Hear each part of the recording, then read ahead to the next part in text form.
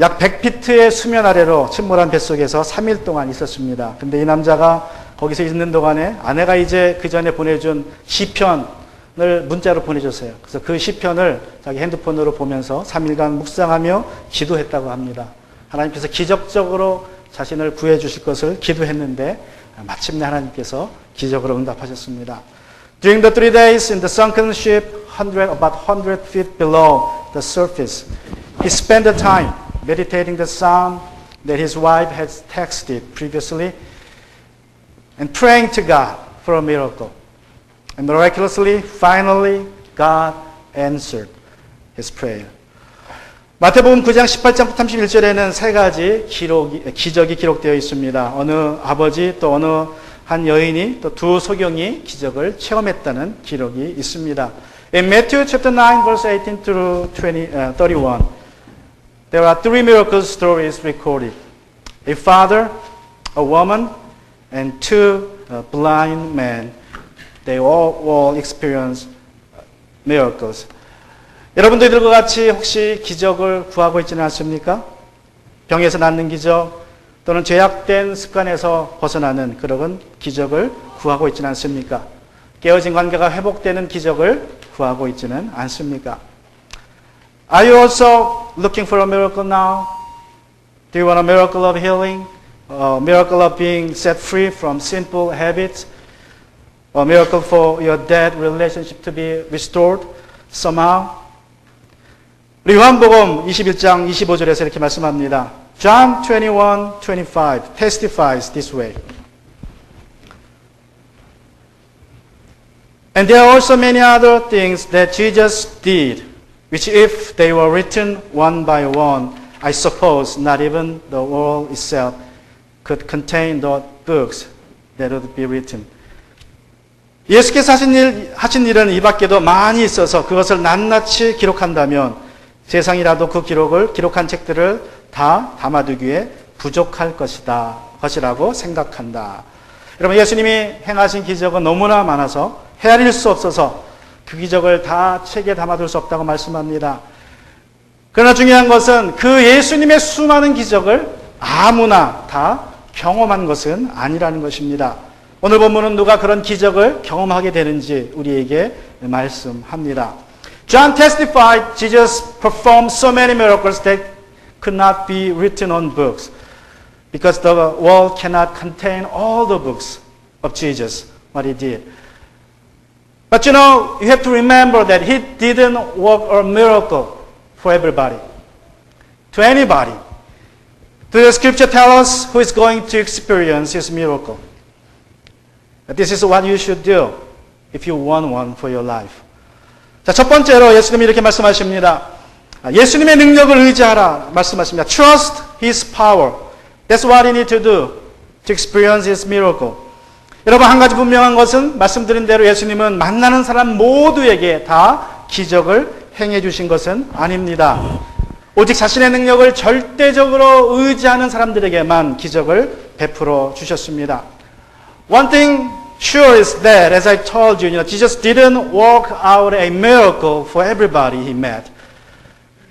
He works it out only to those who trust, put their trust on him. And Matthew chapter 9 verse 18 says like this. 마태복음 우리 9장 18절에 보시면 이렇게 말씀합니다. 예수께서 이 말씀을 하실 때에 지도자 한 사람이 와서 예수께 무릎 꿇고 As he was telling them these things, suddenly one of the leaders came and kneeled down before him. 예수님께서 마태의 집에서 이제 요한의 제자들과 금식에 대해서 말하고 있었습니다.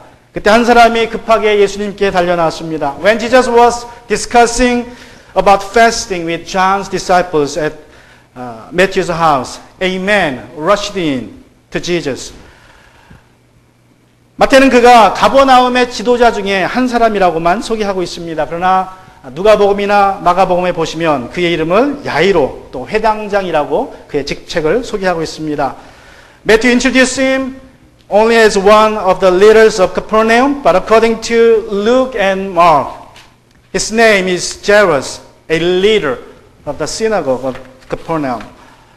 야이로는 회당장으로서 마을에서 가장 존경받는 사람 중에 하나였습니다. 여러분, 그는 매일 안식일에 누가 말씀을 전할 것인지 결정할 권한을 가지고 있었고, 또 회당을 관리하고 운영할 책임을 가지고 있었고, 그리고 성경책을 회당에 보관하고 지킬 책임이 있었습니다. 그래서 회당장은 마을에서 가장 존경받는 그러한 사람이었고, 경건한 사람이었고, 또 물질적으로도 부족함이 없는 사람이었고, 덕망이 높은 사람이었다고 우리가 생각할 수 있습니다.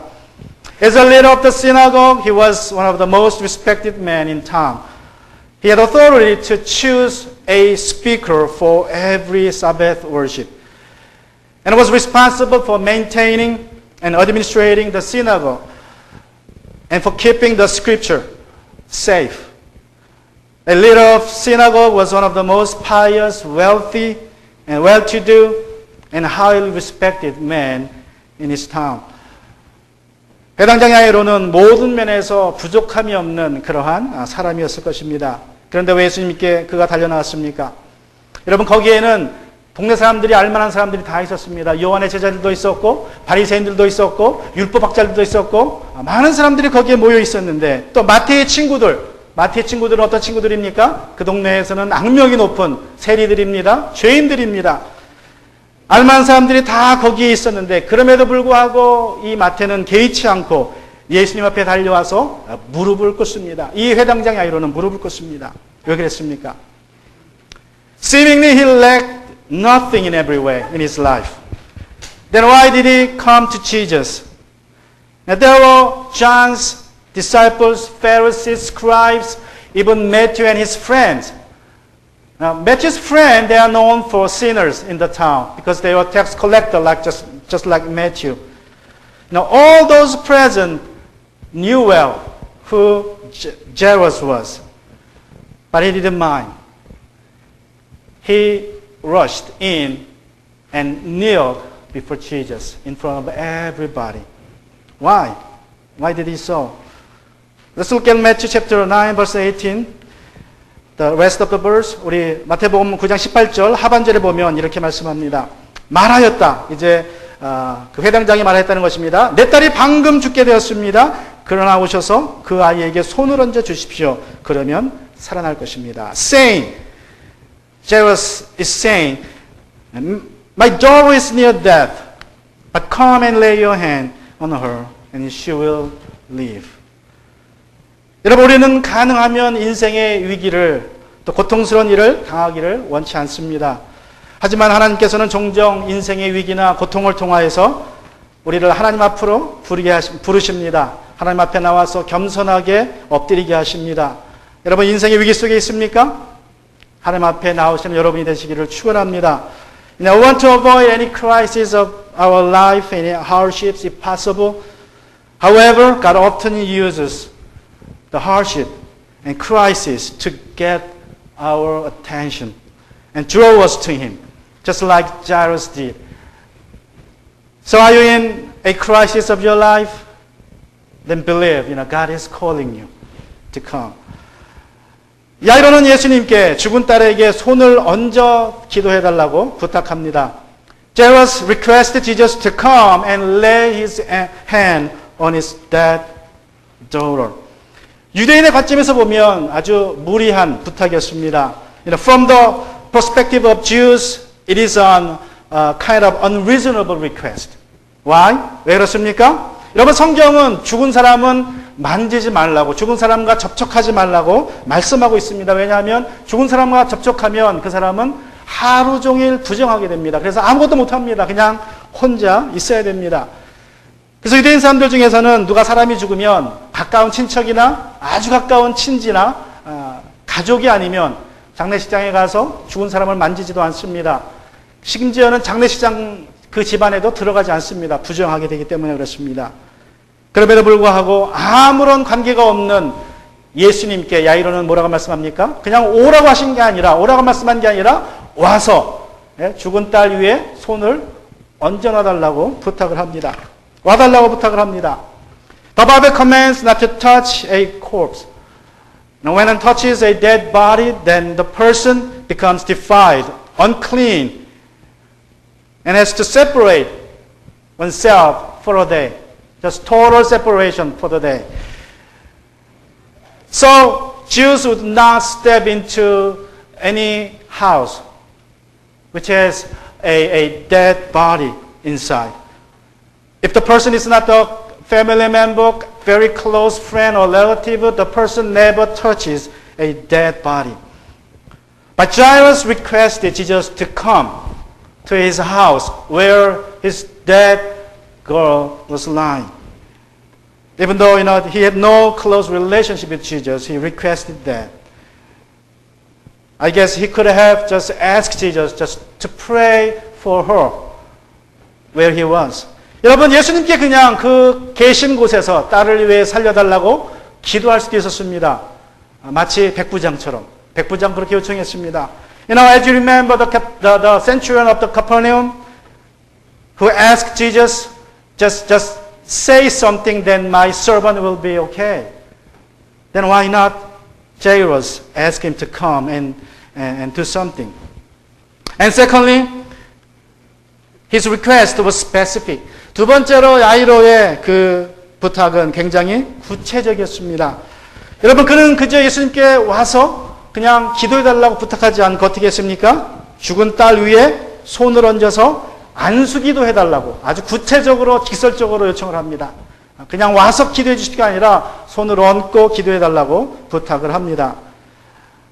Also, his request was specific. He didn't ask just Jesus to come to his house and pray, but to lay his hand on his dead daughter. His request was direct and specific. 그리고 마지막으로 야이로는 확신을 가지고 부탁을 합니다. And lastly, he made his request with conviction. 여러분, 딸이 방금 죽었지만 예수님께서 이제 오셔서 손을 얹고 안수기도 하면 딸이 나을 것이라는 확신을 가지고 그는 예수님께 간청했습니다. And lastly, he made his request with conviction. Though his daughter just ceased to breathe moments ago, he dared to request Jesus to come and lay his hand on her because he trusted the power of Jesus. 여러분, 야이로는 좀 무리가 되지만 구체적으로 예수님께 부탁할 수 있었던 것은 그가 예수님의 능력을 믿고 의심하지 않았기 때문입니다. 예수님을 절대적으로 의지했기 때문에 그렇습니다. That he could make that kind of unreasonable request and specific request with conviction is because he trusted, he never doubted the power of Jesus. 여러분이 기적을 경험하기 원하신다면 여러분 예수님의 능력을 절대적으로 의지해야 됩니다. 조금도 의심하지 말아야 합니다. If you want to experience a miracle from him, you must trust his power. James chapter 1 verse 6, 7 says like this. 우리 야고보서 1장 6절과 7절에 보시면 이렇게 말씀합니다. Let's read all together in English first and then Korean. But let him ask in faith without doubting. For the doubters is like a surging sea, driven and tossed by the wind. That person should not expect to receive anything from the Lord. 같이 한국말로 있습니다. 조금 더 의심하지 말고 믿고 구해야 합니다. 의심하는 사람은 마치 바람에 밀려서 출렁이는 바다 물결과 같습니다. 그런 사람은 주님께로부터 아무것도 받을 생각을 하지 마십시오. 야이로는 예수님의 능력을 의지했습니다. 그래서 예수님은 그를 따라 나섰습니다. Jairus relied on, trusted on his power that Jesus followed him to his house. Let's look at Matthew chapter 9 verse 23. 우리 마태복음 9장 23절에 보면 이렇게 말씀합니다. 예수께서 그 지도자의 집에 이르러서 피리 부는 사람들과 떠드는 무리를 보시고 When Jesus came to the leader's house, he saw the flute players and a crowd lamenting loudly. 여러분, 유대인들은 죽으면 보통 24시간 안에 매장을 바로 합니다. 왜냐하면 날씨가 워낙 더워서 금방 부패하기 때문에 금방 그냥 죽은 날 바로 매장을 하는 것이 유대인의 습관입니다. It was Jewish customary that they would bury a deceased within 24 hours because of the hot temperature. 그리고 또한 유대인들은 아무리 가난해도 누가 죽으면 피리 부는 사람 두 사람하고 이제 전문적으로 곡을 하는 사람들이 있어요. 그 사람을 한 사람은 불러야 돼요. 피리 부는 사람 두 사람, 그리고 곡하는 여자 한 사람. 세 명을 아주 가난해도 불러야 됩니다. 그것이 유대인의 전통입니다. Also, it was customary for Jewish people to hire at least 2 flute players and 1 woman for lamenting. No matter how poor they are, it doesn't matter. They have to hire them, 3 people, for the funeral. 여러분, 회당장은 이 야이로는 회당장으로서 사회 지도층이었습니다. 부자였습니다. 그래서 피리 부는 사람들과 애곡하는 여자들을 아마도 좀 많이 불렀을 것 같아요. Being a leader of the synagogue and a leader of his town, Jairus must have hired many flute players and professional lamenting women. Let's go to verse 24. 우리 24절에 보시면 이렇게 말씀합니다. 이렇게 말씀하셨다. 예수님 말씀하시는 것입니다. 모두 물러가거라. 그 소녀는 죽은 것이 아니라 자고 있다. 그들은 예수를 비웃었다. Leave, he said. That is Jesus. Because the girl isn't dead but sleeping. And they started laughing at him. 여러분, 생명이신 예수님께서는 죽음의 임재를 상징하는 피리 부는 자들과 애곡하는 사람들을 이제 물러가라고 명령하십니다. 왜냐하면 생명과 죽음은 함께 할 수 없기 때문에 그렇습니다. Jesus, who is the life himself, commanded the flute players and lamenting crowd to go away because life and death cannot coexist. 예수님께서는 소녀가 죽은 것이 아니라 자고 있다고 말씀하십니다. 그러자 피리 부는 사람들과 애곡하는 여인들이 예수님을 비웃었습니다. 왜 그렇습니까? 피리 부는 사람하고 애곡하는 여인들은 맨날 장례식장 가서 피리 불고 애곡하는 게 그들의 일입니다. 그렇게 해서 먹고 살아요, 전문적으로. 그러니까 맨날 죽은 사람 보니까 죽은 사람 보면 알아요. 저 사람은 죽었다. 아니면 잠시 혼수 상태다. 근데 예수님이 와서 저 소녀가 죽은 것이 아니라 자고 있다 그러니까 그래서 비웃은 거예요. 아무것도 모르는 초짜가 와가지고 자고 있다 그런다. 혼수 상태라 그런다. And Jesus said the girl isn't dead but sleeping. Then the flute players and lamenting women laughed at him. Why? Because they were the professional people playing the flutes and lamenting at funerals every day. So they knew when a person dead, then they knew the person is dead, not just in coma. They knew at once on one side. But when Jesus said the girl isn't dead but sleeping, that's why they laughed at him. He didn't know at all. We see dead people every day. The girl is dead, really. But Jesus said, the girl isn't dead, but sleeping. From their point of view, she was dead. That's true. 여러분, 그들의 관점에서 볼 때 이 소녀는 정말로 죽었습니다. 그래서 비웃었습니다. Now that's why they laughed at him. From their own point of view, she was dead. However, to the point of Jesus' view, she wasn't dead. She was just sleeping. 여러분, 소녀는 정말 죽었지만 예수님의 관점에서는 소녀는 그저 자고 있었던 것입니다. 왜 그렇습니까? 우리 모든 사람들은, 죽은 사람들은 예수님이 오셔서 부르시면 다 죽음에서 일어나야 한다고 성경은 말씀하고 있고, 그것이 바로 예수님이 하실 일이라고 성경은 기록하고 있습니다. Now to Jesus, physical death is just like sleeping, because when he comes back, he calls all the dead and they will live again. They will come back to life. That's what the Bible said. That's what Jesus said in John chapter 5 verse 28 and 29. 요한복음 5장 28절과 29절에 보시면 예수님이 이렇게 말씀하십니다. 이 말에 놀라지 말라. 무덤 속에 있는 사람들이 다 그의 음성을 들을 때가 온다. 선한 일을 한 사람은 부활하여 생명을 얻고 악한 일을 한 사람은 부활하여 심판을 받는다. Do not be amazed at this because the time is coming when all who are in the graves will hear his voice and come out. Those who have done good things to the resurrection of life, but those who have done wicked things to the resurrection of judgment. 여러분, 육신의 죽음은 자는 것과 같습니다. 예수님이 부르시면 깨어나야 합니다. Physical death is just like sleeping. When Jesus calls, you have to wake up. You will wake up. You must wake up from death. And Matthew chapter 9 verse 25. That's what Jesus did. 예수님께서 이렇게 하십니다. 마태복음 9장 25절입니다. 무리를 내보낸 다음에 예수께서 들어가셔서 그 소녀의 손을 잡으시니 그 소녀가 벌떡 일어났다.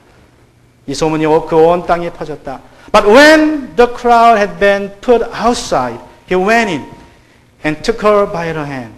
The girl got up, and this news spread throughout that whole area.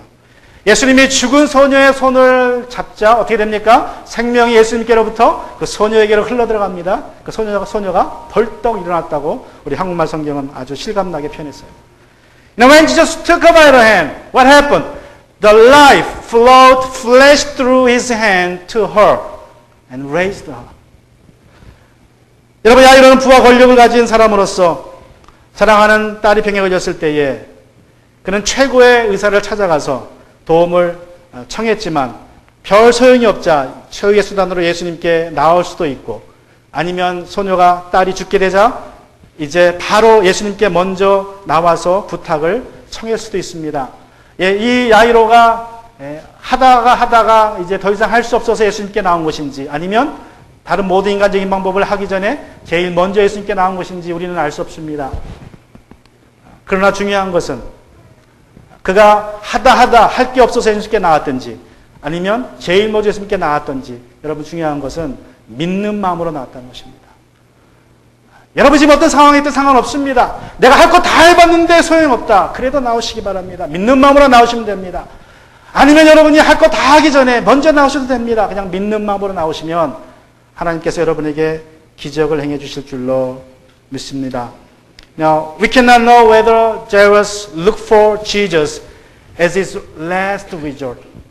Now, being a wealthy and powerful man in the town, he could have brought in all the doctors, let them check on her to revive her from the sickness. And then everything failed. Then he might have come to Jesus as his last resort. Or he could have just come first. I don't know. We don't know. He just gave up everything and just came to Jesus directly for help. You know, it doesn't matter you come to Jesus as your last resort or as your first method. It doesn't matter. What matters most to you and to God, to Jesus, is that when you come to Him, come with conviction that He will do something for you. He has the power to do something for us. 기적이 필요하십니까? 여러분 예수님을 믿는 마음으로 예수님의 능력을 전적으로 의지하는 마음으로 나오시기 바랍니다. Do you need a miracle now? Come. Trusting Him. Trusting His power 100%. And secondly, when you need a miracle, just touch His power. 두 번째로 여러분이 기적이 필요할 때에 여러분 예수님의 능력을 만지시기 바랍니다. 예수님께서 제자들과 함께 야이로의 집으로 가실 때에 한 여인이 예수님의 뒤로 바짝 다가왔습니다. 그리고 예수님의 옷술에 손을 대었습니다. When Jesus was following Jairus on his way to his house, a woman approached from behind and secretly touched his clothes. Let's look at Matthew chapter 9 verse 20. 우리 마태복음 9장 20절입니다.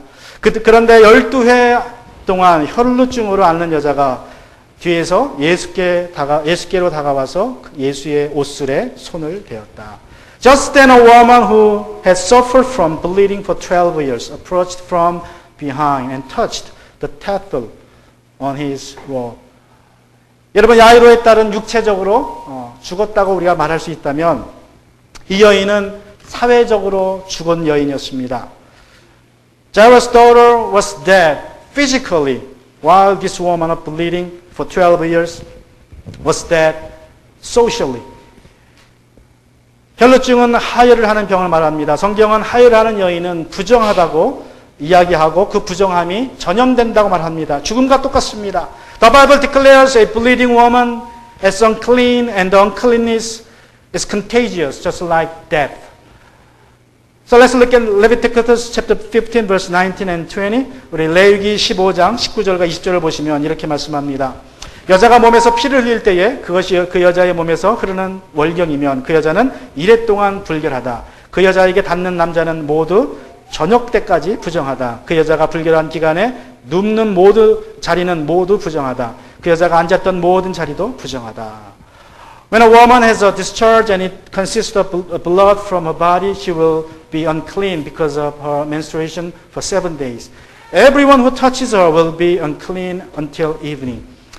Anything she lies on during her menstruation will become unclean, and anything she sits on will become unclean. 여자가 눕는 것, 하혈하는 여자가 눕는 것, 만지는 것, 앉는 곳은 다 부정하기 때문에 이 여인은 집에만 있어야 합니다. 또 이 여인과 접촉하는 사람들도 부정하기 때문에 밖에 나갈 수 없습니다. 그런데 이 여인은 무려 12년 동안 하혈했습니다. 무슨 말입니까? 12년 동안 집에만 갇혀 있어야 된다는 말입니다. Now, since every place a bleeding woman makes a contact by lying, or by sitting, by touching will be unclean. So she has to stay home all the time. And nobody will come to see her. At least, she or he should defile oneself. So she had to stay home for 12 years. Most of the time. 만약에 이 여인이 결혼을 했다면 12년 동안 아기를 갖지 못했다는 그러한 이야기입니다. 하혈을 했으니까 아기를 못 갖죠. 여러분 유대인 전통에 10년 이상 아이를 못 가지면, 첫 아이를 못 가지면 이혼의 사유가 됩니다. 또 아이가 있었더라도 12년 동안 어떻게 됩니까? 남편과 같이 못합니다. 잠을 같이 잘 수 없고 같이 먹을 수 없습니다. 그래서 아마도 이 여인은 어쩌면 이때쯤에는 이혼당할 수도 있어요. If she had been married, she could have not, she had not a child for 12 years because of her bleeding, which means she might have been divorced for not being able to have a child. Which is according to the Jewish tradition. Also, if she had married and had children, for 12 years bleeding, her husband could not be with her all the time. So there will be another excuse for divorce. So she might have been divorced. I don't know. The Bible didn't say. 이 여자는 이혼했을지도 모릅니다. 어쨌든 성경은 말하지 않습니다. 여인은 혈류증으로 해서 가족 외에는 어느 누구와도 교제할 수 없는, 만날 수 없는 상황이었습니다. 사회적으로 죽은 사람이었습니다. She could not have met anyone except her close family members. So she was literally dead. So in a society. 근데 그러다 어느 날 예수님에 대한 소문을 들었습니다. 예수님께서 문둥병자도 고쳐주셨고, 귀신 들린 사람도 고쳐주셨고, 중풍병자도 고쳐주셨고, 많은 병자들을 다 고쳐주셨다는 소문을 듣고 어떻게 해서든지 예수님을 만나겠다는 소원을 갖기 시작합니다. And one day she came to hear about Jesus, that he healed many sick people like her. He healed lepers, paralytics, demon-possessed, and many people with various diseases. And so she began to have a wish to meet Jesus someday, somehow. 그런데 바로 그날 북적거리는 소리가 납니다. 그래서 재빠르게 지붕 위로 올라갑니다. 지붕 위로 올라서 내려다보니까 무리의 사람들이 길을 가고 있습니다. And one day, that day, she heard kind of commotion from street, and she rushed up to the roof and looked down and searched out the town, found a group of people rushing to somewhere. 그래서 어떻게 합니까? 집에 내려와서 이제 쇼를 뒤집어 씁니다. 이 스카프 같은 큰 쇼를 뒤집어 쓰고 눈만 내놓고 그리고 밖으로 나갑니다. 예수님이 계신 곳으로 달려갑니다. She came down and looked for shawl. When she found it, she covered her hair, her face with shawl, except the eyes. And she went out and following to the noises all the way to Jesus. Let's look at Matthew chapter 9, verse 21. 우리 마태복음 9장 21절을 보시면 이렇게 이야기합니다. 그 여자는 속으로 말하기를 내가 그의 옷에 손을 대기만 하면 나도 나을 텐데 했던 것이다. For she said to herself, if I can just touch his robe, I will be made well. 여러분, 이 여인의 믿음은 회당장의 믿음에 비교하면 좀 미신적인 믿음입니다. 왜 그렇습니까? 회당장은 죽은 딸을 위해서 뭐 해달라고 그랬어요? 안수기도. 안수기도는 성경적인 기도의 방법입니다. 그러니까 아주 그냥 괜찮은, 그래도 좀 부담이 덜한 그런 방법으로 요청을 했는데 이 여인은 어떻게 합니까? 옷술만 만지면, 옷술만 만지면, 성경 어디에도 그런 건 없습니다. 옷술만 만지면 내가 낫겠다. 굉장히 미신적인 믿음이었지만 그래도 예수님을 만지면 내가 나을 수 있다는 확신 가지고 만졌기 때문에 예수님이 그에게 기적을 베풀어 주셨습니다. Compared to the face of Jairus, her face is kind of superstitious. Jairus believed his daughter will be revived when Jesus would come and lay his hand on her. You know, laying on of hands is the biblical way of praying. So he did it, but this woman of bleeding believed that she would be okay, healed, just by touching. Never mentioned in the Bible for a miracle like that. However, her faith was superstitious. Her faith seems inadequate. However, Jesus responded to her faith. Let's look at Matthew chapter 9, verse 22. 우리 마태복음 9장 22절입니다. 예수께서 돌아서서 그 여자를 보시고 말씀하셨다. 기운을 내어라, 따라. 내 믿음이 너를 구원하였다. 바로 그때에 그 여자가 나았다. But Jesus turned and saw her. Have courage, daughter, he said. Your faith has made you well. And the woman was made well from that moment. Can you imagine that? Jesus was walking fast and she was coming from behind. She didn't touch his shoulder or back. She just touched one of the tassel hanging on his cloth, robe. You know, it was hanging and it was moving back and forth and she was touching it. Then how come he felt that his power coming through? 여러분 한번 상상해 보시기 바랍니다.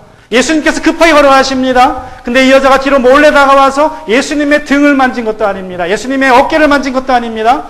예수님의 그 옷이라는 것은요, 여기 몸 끝에 단 그 찰랑거리는 거 있죠? 그 찰랑거리는 걸 유대인들은 4개를 달고 다녀요. 남자들은 다. 근데 그 찰랑거리는 옷을 여인이 살짝 만졌는데 예수님이 자기의 능력이 빠져나가는 것을 느꼈어요. Imagine that there are a lot of people surrounding Jesus. Not just she was the only one touching him. Many people touched, contacted with Jesus. 여러분 생각해 보시기 바랍니다. 많은 사람이 예수님 주위에 있었고 많은 사람들이 예수님과 이런저런 방법으로 접촉을 했지만 그 여인이 만졌을 때만 예수님의 능력이 빠져나갔습니다. 그렇습니까? 내가 예수님을 만지면 예수님께서 나를 치료해 주실 거라는 믿음의 확신 때문에 그렇습니다. Now, many people touched him. However, only when she touched the tassel of his robe, the power went from him. Why?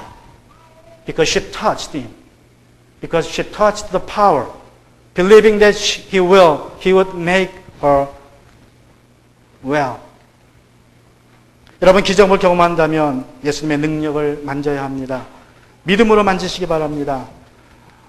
오늘 여기에 많은 분들이 왔지만 누가 예수님의 기적을, 능력을 경험하십니까? 믿음으로 오신 분들은 경험하게 될 줄로 믿습니다. If you want to experience a miracle, you must touch him with faith. Many people are here today. Many people coming to church. Now many people in sanctuary, but not all the people in sanctuary will experience the grace of God because they didn't come. They haven't come in faith. And lastly, this is how you experience a miracle from him. Take hold of his power. 세 번째로 예수님의 능력을 붙잡으셔야 합니다. 여러분이 예수님의 능력을 붙잡아야 기적을 경험하십니다. If you want to experience a miracle, you must take hold of his power. Let's go to Matthew chapter 9, verse 27 and 28. 우리 마태복음 9장 27절과 18절에 보시면 이렇게 말씀합니다. 예수께서 거기에서 떠나가시는데 눈먼 사람 둘이 다윗의 자손이여 우리를 불쌍히 여겨주십시오 하고 외치면서 예수를 뒤따라왔다. 예수께서 집 안으로 들어가셨는데 그 눈먼 사람들이 그에게 나왔다. 예수께서 그들에게 말씀하셨다. 너희는 내가 그 일을 할 수 있다고 믿느냐? 그들이 예, 주님 하고 대답하였다. As Jesus went on from there, two blind men followed him, shouting, Have mercy on us, son of David. When he entered the house, the blind man approached him, and Jesus said to them, "Do you believe that I can do this?" "Yes, Lord," they answered him. 여러분, 두 사람은 예수님이 제자들과 함께 걸어가신다는 그러한 소식을 듣고 그 순간 다윗의 자손이요 우리를 불쌍히 여겨주십시오 하고 자리를 박차고 일어납니다. At the moment when the two blind men came to know that Jesus was passing by with his disciples, they instantly sprang up and shouted, "Have mercy on us, Son of David." 여러분, 그런데 이상하게도 예수님이 그냥 가십니다. 예수님 보통 부르시면 바로 응답하셨어요. 그런데 그냥 가십니다. 언제까지 가십니까? 집에 들어갈 때까지 그냥 가십니다. 이들이 불러도 대답하지 않습니다.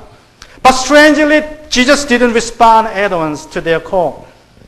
He continued on his way to a house and entered the house. 여러분, 야이로가 와서 딸을 살려달라고 했을 때 예수님은 즉시 일어나서 그를 따라 나섰습니다. 12 혈루증 걸린 여인이 와서 그의 옷수를 만졌을 때에 예수님은 즉시로 돌아보면서 따라 내 믿음이 너를 구원하였다라고 선포해 주셨습니다. 그런데 이번에 두 소경이 와서 예수님을 불렀을 때 다윗의 자손이요 라고 불렀을 때에 예수님은 그냥 가십니다. 왜 그렇습니까? When Jairus came and asked him to revive his dead daughter, he just got up and followed him at once. And a woman with bleeding for 12 years touched his tassel. He responded right away and turned around to say, "Have courage, daughter." But this time, why didn't respond to the blind man? I think one of the key phrases, "Son of David." 다윗의 자손이라는 말이 여러분 우리가 살펴봐야 할 말입니다. 당시 유대인들은 믿는 것이 이제 하나님께서 메시아를 보내주시는데 다윗 왕의 후손으로서 다윗 왕처럼 힘이 강하고 아주 능력 있는 왕이 오셔서 자신들을 로마로부터 구해줄 거라는 그러한 믿음을 가지고 있었습니다. 그런데 예수님은 어떤 분입니까? 예수님이 오셨는데 많은 기적을 행했습니다. 사람들이 예수님을 주목해서 봤어요. 다윗의 자손이라고 하는데 혹시 저 사람이 하나님 말씀하시는 약속하신 다윗 왕과 같은 메시아는 아닐까? We need to think about the expression "Son of David." The Jewish people, they were looking for a Messiah, a king like David, because they believed God will send a Messiah like David. And they saw Jesus who performed many miracles with power. He taught with power. And he was a descendant of David also. So they looked Jesus closely. However, their view of Messiah is a very political view.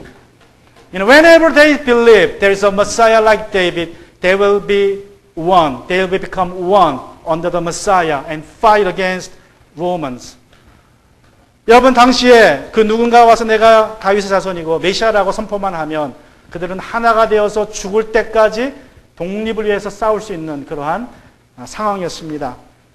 그래서 이 두 소경이 다윗의 자손이요라고 불렀을 때 예수님이 돌았으면 어떻게 되는 것입니까? 그것을 인정해 버리는 거예요. 그러면 그러는 순간 그 사람들이 뭉치기 시작합니다. 그래서 예수님의 뜻과 관계없이 반란을 일으키고 결국 정치적인 사건이 되어버려요. 그래서 예수님은 그냥 무시하고 갑니다. 끝까지 그냥 가십니다. At that time, they were looking for a Messiah. So when the two blind men cried out, "Son of David," Jesus just continued on because he didn't respond because he didn't want to give misimpression to the Jewish people that he was being the Messiah like David, King David. So he went all the way to a house. But the point is that the two blind men never stopped. They followed him all the way, crying out. They were taking hold of him. 여러분, 그러나 중요한 것은 예수님은 대답하지 않고 계속해서 길을 가셨지만 이 두 소경은 포기하지 않고 예수님을 부르면서 예수님을 붙잡기 위해서 따라갔다는 것입니다. 그리고 마침내 집에까지 따라가서 예수님을 만나게 됐던 것입니다. 그래서 예수님이 집안에서 묻습니다. 내가 그렇게 해주기를 믿느냐? 그들이 대답했을 때 예수님은 기적을 베풀어 주십니다. In the house, privately, Jesus asked them, "Do you believe? Can I do it for you?" They said, "Yes, Lord." And he worked out a miracle for them. Let them have their sights back. When you need a miracle, take hold of him. Cry out. 여러분 기적이 필요하시다면 부르짖으시기 바랍니다. 이 시간 우리 같이 시간 머리를 숙여서 우리 기도하면서 오늘 말씀을 생각합니다. Let's bow our head and pray.